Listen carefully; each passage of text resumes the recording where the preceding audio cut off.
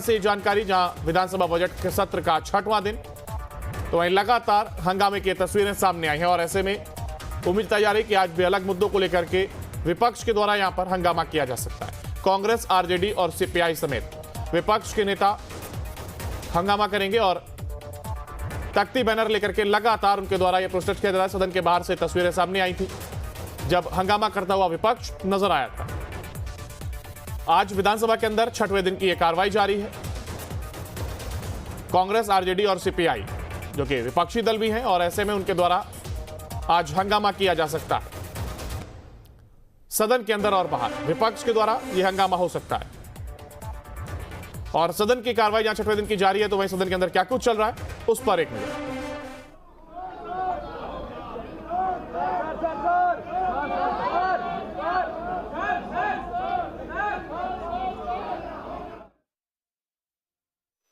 श्री राम प्रवेश राय, धन्यवाद। पूछता हूँ, पूरक पूछिए राम प्रवेश जी। अध्यक्ष महोदय, जवाब तो आया है, लेकिन हम लोगों की सरकार के लिए यह डबल इंजन की सरकार है और इतना हास्यास्पद जवाब माननीय मुख्यमंत्री जी की बिहार सरकार की महत्वाकांक्षी योजना हमारी सरकार की है कि किसी कार्य के लिए अलग से ट्रांसफार्मर, तार पोल लगाया जाता है और कई महीने हो गए उस तार पोल की चोरी हुए और जवाब आया है कि कार्य के कार्यान्वयन हेतु स्वीकृति प्रक्रियाधीन है। निधि की उपलब्धता के आलोक में शीघ्र ही उक्त कार्य को पूर्ण करा लिया जाएगा। इसके लिए निधि की कोई कमी है महोदय? पूरक मेरा है कि यह जवाब ही ठीक नहीं है। पूरक पूछे ना, निधि कब तक उपलब्ध होगी? हाँ, बैठिए। बार बार मुख्यमंत्री जी का प्रगति यात्रा में दौरा होता है। माननीय मंत्री जी बैठ जाइए, जवाब हो रहा है, बैठ जाइए। इसी कार्य के लिए बैठ जाइए राम प्रवेश जी। चोरी भी उसमें प्राथमिकता में है। जब ट्रांसफार्मर की चोरी हो गई, जांच की प्रक्रिया चल रही है, इसीलिए थोड़ा विलंब लग रहा है, जल्दी करवा दिया जाए। आखिर कब तक होगा यह जवाब? निधि के उपलब्धता के वहां तार पोल चला गया है, चोरी अगर हो गया है तो चोरी आप रोकवाइए, कार्रवाई कीजिए। पूरक पूछिए राम प्रवेश जी। पूरक है उन किसानों के खेतों में फिर कब तक ट्रांसफार्मर और तार पोल लगा करके विद्युत की आपूर्ति की जाएगी? माननीय मंत्री जी बैठ जाइए। माननीय मंत्री जी कब तक? दिखवा लेंगे, जल्दी से कार्रवाई की जाएगी। ठीक। श्री छोटेलाल राय, शीघ्र किया जाएगा, बैठिए। श्री छोटेलाल राय। अध्यक्ष महोदय, पूछता हूं। पूरक पूछिए। हो गया राम प्रवेश जी, हो गया, बैठ जाइए। पूरक पूछिए छोटेलाल जी। बतला दें। अरे आप इधर देख के पूछिए ना पूरक। सर, हम तो लिखे हुए हैं, बोलिए। अल्ट्रासाउंड की व्यवस्था करना है वहाँ। हेलो, और कब तक बाबा लगा देंगे? हम लोग के क्षेत्र वही होके जाते हैं क्या? और मुख्य सड़क है, वहाँ दुर्घटना होते रहता है। इसके पहले भी इनको अनुरोध किए थे, दिखवा लीजिए, गंभीरता से जो प्रश्न है उसको करवा दीजिए, यही आग्रह कर रहे हैं। बैठ जाइए। माननीय मंत्री जी। नहीं, हमारी भी सोच है कि सेवा की बहाली शीघ्र हो अरे भाई सुनिए उत्तर। और सेवा का बहाल शीघ्र हो जाए, इसीलिए संबंधित जो कार्रवाई, आवश्यक कार्रवाई करनी है, वो सभी कार्रवाई विभाग के द्वारा किया गया है। मैं माननीय सदस्य को इतना ही कहना चाहूंगा कि वहां चिकित्सक की उपलब्धता और अल्ट्रासाउंड की उपलब्धता मैं कराने की कोशिश शीघ्रता से करूंगा। श्री वीरेंद्र प्रसाद गुप्ता हो तो क्या? अरे जब समय सीमा तो दिलवा आप कहाँ गए? आप मधुबनी से कहाँ गए? उधर उनके प्रमंडल में। अरे आप उनके प्रमंडल में क्यों घुस गए? छोड़ दीजिए उनको। छोटेलाल जी महोदय, एक मिनट में। छोटेलाल जी जब उधर से जाते हैं तो कर ही नहीं देंगे, बैठ जाइए। श्री वीरेंद्र प्रसाद गुप्ता जी पूरक पूछिए। महोदय, ये सिकटा बाजार और प्रखंड में बिजली आपूर्ति में जो बाधा होती है उससे संबंधित सवाल है। तो पहले वहाँ जो व्यवस्था थी, रेलवे लाइन क्रॉस करने के लिए अंडरग्राउंड तार लगाया गया था पुरुषोत्तमपुर हाल्ट के पास, तो वो पूरा जो है अभी जो व्यवस्था है वो भेड़ियारवा होकर के बिजली सप्लाई होती है, जिससे वहाँ आपूर्ति बाधित है। तो इस संदर्भ में सवाल यही था महोदय कि उसकी बिजली आपूर्ति करने के लिए पुरानी व्यवस्था बहाल कर दी जाए, रेलवे स्टेशन के पास पुरानी अंडरग्राउंड व्यवस्था हो। तो महोदय जवाब तो है, एक हद तक संतोषजनक है ठीक है, कि बैठिए। 3 माह के अंदर कहा गया है करने के लिए, लेकिन उसकी मॉनिटरिंग नहीं होती है, वो कागज पर ही नहीं रहे। हम ये आश्वस्त होना चाहते हैं मंत्री जी से कि वो 3 माह में हो जाए तो ज्यादा अच्छा हो। बैठ जाइए। आप प्रश्नोत्तर काल समाप्त हुआ। और रेलवे को लिखा गया है, रेलवे से समीक्षा करके उसको जल्दी जल्दी करवाया जाए। आप और इस बीच खबर रांची से, जहां विधानसभा के बजट सत्र का आज 9वां दिन है, तो वहीं सदन में अब नेता प्रतिपक्ष होंगे बाबूलाल मरांडी। सदन में विभिन्न मुद्दों के साथ ही दिखेगी विपक्ष की यह ताकत। कई दिनों से सदन को नहीं मिला था नेता प्रतिपक्ष। जहां एक और आज विधानसभा बजट सत्र का 9वां दिन, तो वहीं इसके साथ ही विपक्ष मौजूद होगा और सदन में अब नेता प्रतिपक्ष होंगे बाबूलाल मरांडी।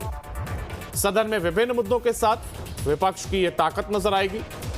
कई दिनों से सदन को नेता प्रतिपक्ष नहीं मिला था, जो कि अब मिल गया है और ऐसे में 9वां दिन विधानसभा बजट सत्र का। और जानकारी के लिए हमारे साथ हमारे संवाददाता सूरज हमारे साथ जुड़ गए। सूरज जी, की सदन में जहां एक और अब नेता प्रतिपक्ष की मौजूदगी होगी और कहा जा रहा था कि नेता प्रतिपक्ष के ना होने की वजह से सदन एक तरफा चलता हुआ नजर आ रहा था।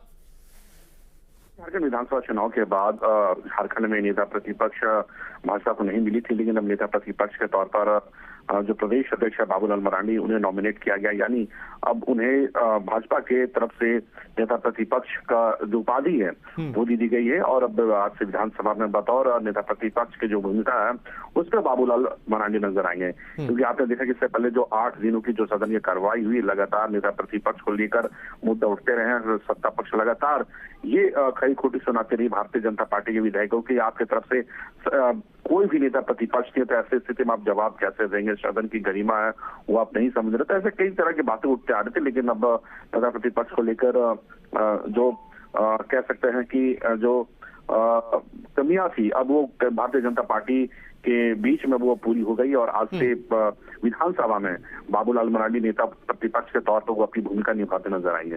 एक तरफ जहां देखिए नेता प्रतिपक्ष चुन लिए गए, तो ऐसे में आज 9वें दिन की अगर हम कार्रवाई की बात करें, हमने देखा पिछले दिनों सदन के बाहर जमकर हंगामा किया जा रहा था, तमाम चीजों को लेकर के मुद्दों को उठाया जा रहा था और अब वो तस्वीर सदन के अंदर भी नजर आएगी और मजबूती के साथ अब नेता प्रतिपक्ष की अगर हम बात करें तो वो अपनी बात को सदन के अंदर भी रखते हुए नजर आएंगे।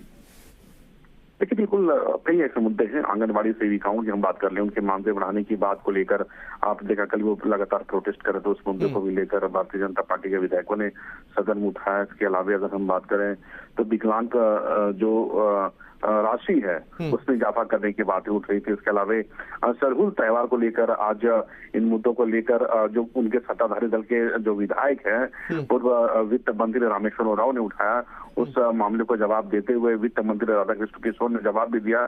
तो कई ऐसे मुद्दे उन मुद्दों को लेकर लगातार अभी सदन में फिलहाल उठाए जा रहे हैं और सदन की जो कार्रवाई अंकुर बिल्कुल शांतिपूर्वक चल रही है फिलहाल। यानी अगर कम शब्दों में कहे तो अब नेता प्रतिपक्ष के तौर पर मजबूती के साथ तमाम मुद्दों को उठाने का काम सदन के अंदर होगा, ये कहा जा सकता है। तमाम चीजों को इस तरीके से अपने मुद्दों को गिनाया भी। देखिए, बिल्कुल कह सकते हैं अंकुर, क्योंकि लगातार नेता प्रतिपक्ष के जो मुद्दे हैं वो लगातार सदन के बाहर और भीतर जो सत्ताधारी दल के जो विधायक है, मंत्री हैं, वो उठाते रहे। लेकिन अब एक नेता प्रतिपक्ष बीजेपी को मिल गई है। अब बीजेपी की जो आवाज है वो सदन के अंदर और बुलंद तरीकों से गूंजेगी, क्योंकि ऐसे कई मुद्दे हैं। उन मुद्दों को लेकर बीजेपी के जो विधायक हैं उन मुद्दों को अब गिनाने का काम करेगी, क्योंकि अब विपक्ष की तरफ से हर एक सवालों का जवाब देने के लिए बाबूलाल मरांडी को नेता प्रतिपक्ष के तौर पर चुना गया है। बिल्कुल, चलिए बहुत शुक्रिया सूरज आपका हमारे साथ जुड़ने के लिए और इस तमाम जानकारी को साझा करने के लिए। तो वही देखिए, एक और जहां कार्रवाई का ये 9वां दिन और सदन के अंदर आज 9वें दिन की कार्रवाई जारी है। अब आइए आपको सदन के अंदर की तस्वीर दिखाते हैं, आखिर कार्रवाई में वहां पर क्या कुछ फिलहाल चल रहा है। कराया जाए। धन्यवाद। माननीय सदस्य श्री अनंत प्रताप देव जी।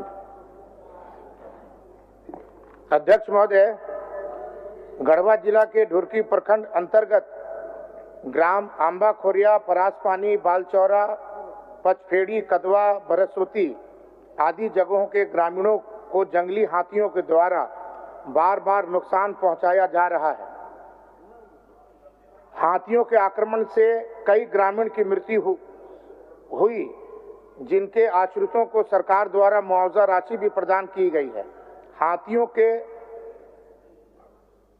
रेस्क्यू हेतु वन विभाग द्वारा पश्चिम बंगाल की टीम बुलाई जाती है, परंतु इसके पहुंचते पहुंचते क्षेत्र के किसानों का सैकड़ों एकड़ खेतों में लगे फसल व घरों को हाथी बर्बाद कर देता है।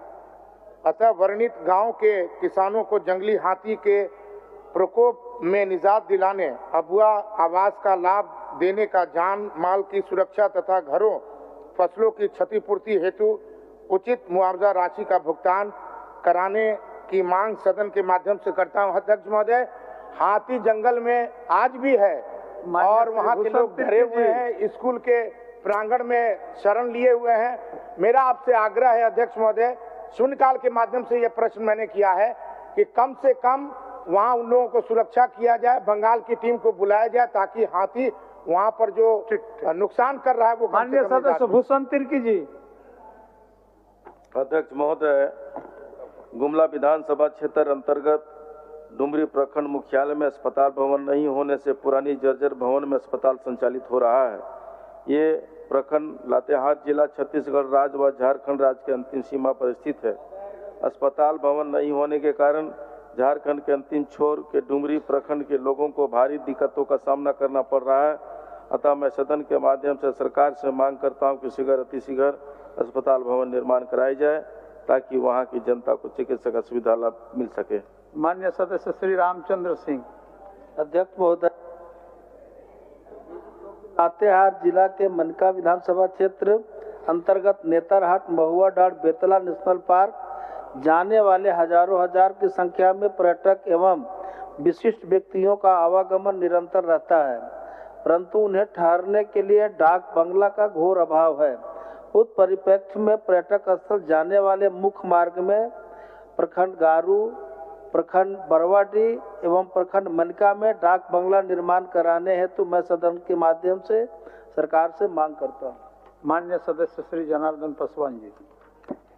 अध्यक्ष महोदय, दैनिक अखबार ने प्रमुखता से छापा है कि चतरा जिला के 5 प्रखंड यथा इटखोरी, मयूरहंड, गिद्धौर, कन्हाचट्टी और चतरा के लगभग 450 ग्राम में केंद्र के सरकार के और राज्य सरकार के लगभग 100 करोड़ के महत्वाकांक्षी जल जीवन योजना वन विभाग की आपत्ति के कारण एवं पेयजल एवं स्वच्छता प्रमंडल चतरा के पदाधिकारियों के उदासीनता के कारण आज तक लंबित है। विदित हो कि इस योजना को वर्ष 2024 में पूर्ण कर लेना था, जबकि मात्र 55% ही कार्य हुआ है, जिससे उक्त 450 ग्रामों में घोर पेयजल संकट उत्पन्न हुआ है। अतः शून्यकाल के माध्यम से सरकार से उक्त योजनाओं को पूर्ण कराने एवं दोषी पदाधिकारियों पर कार्रवाई करने की मांग करता हूं। धन्यवाद।